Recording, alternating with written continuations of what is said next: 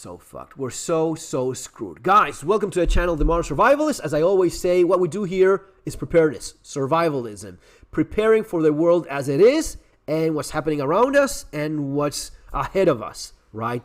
It's about awareness in terms of self-defense, security, right? Knowing what's happening in your surroundings to keep yourself and your family safe. It's also about understanding what's happening in the more extended circle. In this, when I talk about this in my books, and yes, as always, I recommend my books for all of this stuff, so survival skills and surviving the economic collapse. The first thing, just right off the bat, the first thing that I talk is about these circles of preparedness, right? What's happening in the more immediate context, right? This chapter right here, right? Explaining what's happening close to you, what's happening as you expand this, what's happening in your community, in the neighborhood, and in your country, and in the world. This is how you actually get prepared for real. Stay for this video because it's maybe one of the most important videos that you'll see regarding preparedness and survival in general. This is the way things are. This is the way things are gonna be within your lifetime. It's already happening. It's going to be maybe just a couple more years until you see the more mind-blowing worst of it all. But trust me, stay for this video, and it's going to be a two-part video. The first thing I want to show you is the latest advances in robotics. This is from Boston Dynamics. I'll show you the video they uploaded just a few hours ago, right? That's going to be part one. Part two of this video, I'll tell you the story, keeping personal details away, but something that someone told me in my video game channel. How much money did a certain individual spend in video game spaceships? It will blow your mind. This is something that I personally know of, and the story behind it, and what happened to this person, and how he spent a ton of money on this thing, and then he actually needed that money because of life and healthcare in the United States, and a bunch of other things, and how this is not an isolated incident. It's not some anecdotal thing. If you have the patience and you stay with me up until the end of the video, you'll probably see it as well as I do, combining part one and part two. And even though here we have some unavoidable, simple facts of life, and then you will have some of my, some of my suppositions and crystal ball, but I think you will reach the exact same conclusion I do by the end of this thing. If by the end of the thing you think that your time was worth it, subscribe to the channel. You can actually subscribe right now in the button that you have there below, but it will have it again. And definitely my books will help you getting prepared with all of this. This is Boston Dynamics 11 years ago. I want to be accurate. 11 years ago, Boston Dynamics presenting Atlas. Well, updating Atlas. This is Atlas Robot 11 years ago.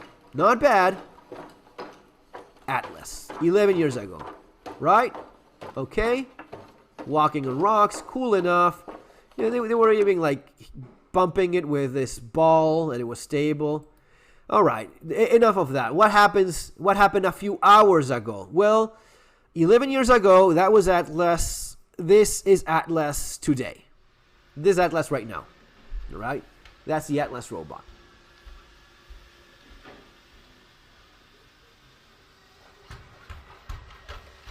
It looks like a person. This is like straight out of that movie, The Electric City, that was now on Netflix. It has more dexterity than a human being. You'll see it soon enough. It's getting smaller, cheaper to make. Once they streamline the production of this thing, it will cost far less than a car. It's going to be the materials.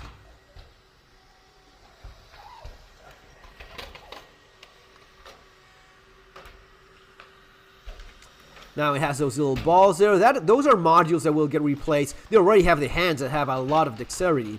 It's just not necessary now for what they're doing in this video. But yeah, as I said, oh yeah, there you go. People a little bit surprised there by the way in which. Oh yeah, oh yes, that's what we have. That's happening, right? This thing will replace us all. Right, this is just like with a cell phone, right? The cheapest cell phone you buy right now, way under $100, $50 cell phone. The cheapest smartphone you can think of, just a couple of decades ago, maybe a little, but definitely within my lifetime, it would have cost millions of dollars to have that processing capability. Now it's practically free. It is cheap. It's dirt cheap. This same thing will happen with this robot. This robot, as they continue streamlining production, less metal, a little bit more plastic overall, metal only where it's needed, and simplifying production and so on, they will get it down to less than half of our average car price. It's gonna be maybe a few $100. Not a few hundred, maybe it's gonna be a few $1,000. It's gonna be the same thing as this, where it goes down basically to the cost of the materials, because they already paid for the machinery, and it's just about you just throw these things out there. It's gonna be dirt cheap to have a cheap robot. Of course, there's gonna be the Apple robot. It's gonna be more expensive. There's gonna be the Xiaomi robot. It's gonna be half the price of the fancy Apple robot. That's the way in which the world's gonna go. But unlike the cell phone, this is going in a different direction.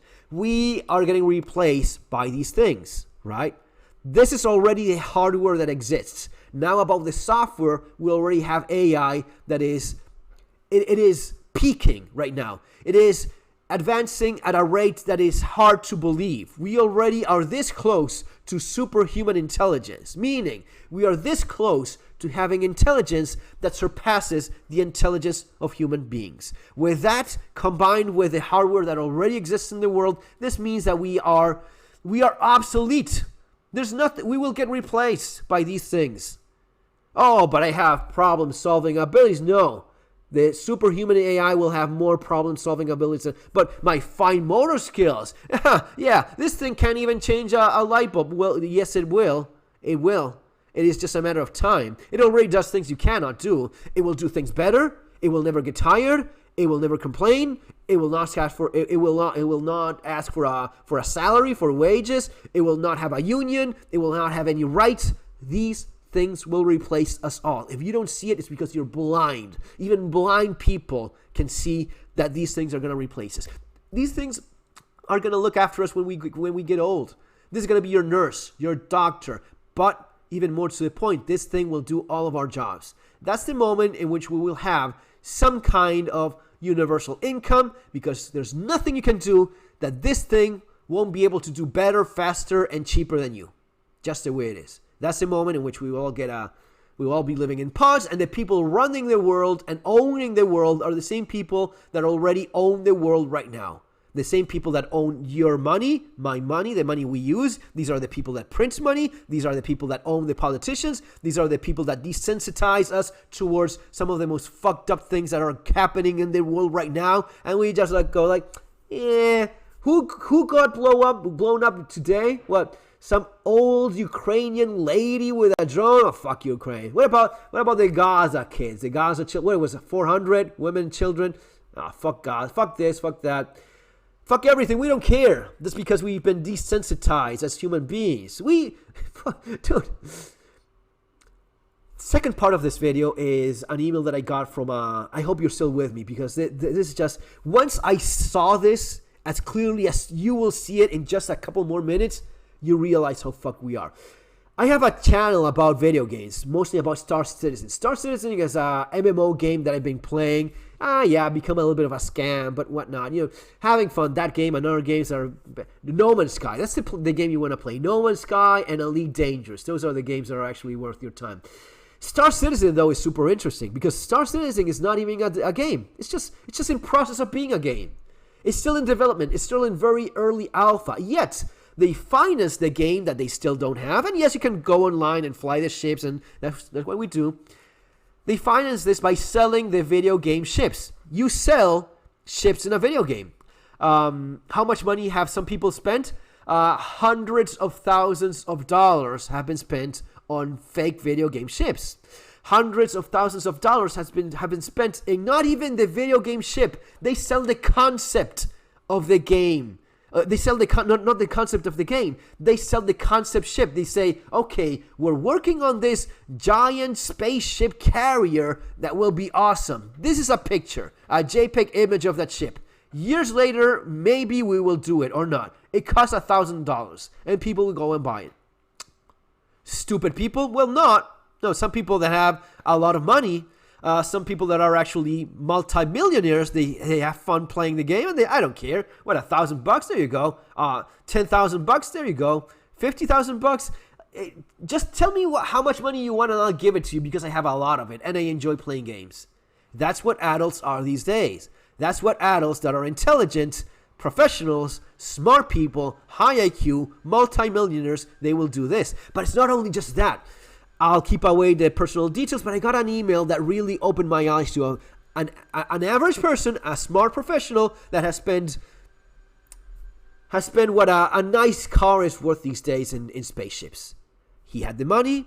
He was not spending it on anything else. So he spent an important amount of money on spaceships on this game that is in process of being made. And you're not really buying, especially then, you were not even buying there's nothing for you to buy. They haven't even made the spaceship for the video game. They were selling you the concept. But in the early days, this was not buying. This was pledging, meaning I give you money for you to work on this game. And in the early days of Star Citizen, you would pledge, and if you wanted your money back because you didn't like where things were going, you could just, I want a refund, man. Can I get a refund for my whatever amount of money? Yes, there you go. You have your money back. $100? There you go. $1,000? Yeah, I want a refund. I want to claim back my pledge. People, Chris Roberts, the owner of all of this thing. Okay, there you go. There you have your money. And then when they started making millions of dollars of selling ships that did not even exist in the virtual world, they changed and they realized we are looking at making millions of dollars each month by selling things we haven't even made in the virtual world anymore. And then they changed the conditions. And then there was no chance of you getting that money back. And then this person, as life usually happens, he was not doing as well in his job. He was having health issues, which, just stuff that doesn't... But all of these things happened to this individual. And then he said, you know what? I know that things have changed, but could I get my pledge back? And the answer is, of course, no. Now, I'm a firm believer in capitalism. And of course, once you buy something, maybe you have some 30-day period, and that's the case with Star Citizen right now, not because of the kindness of their heart, but because of the law that says they have to do that, right? But there's no more goodwill. This thing of you pledging and now, no, that's not the case anymore. No, this person needed the money. Could I please have it? And the answer was, of course, no.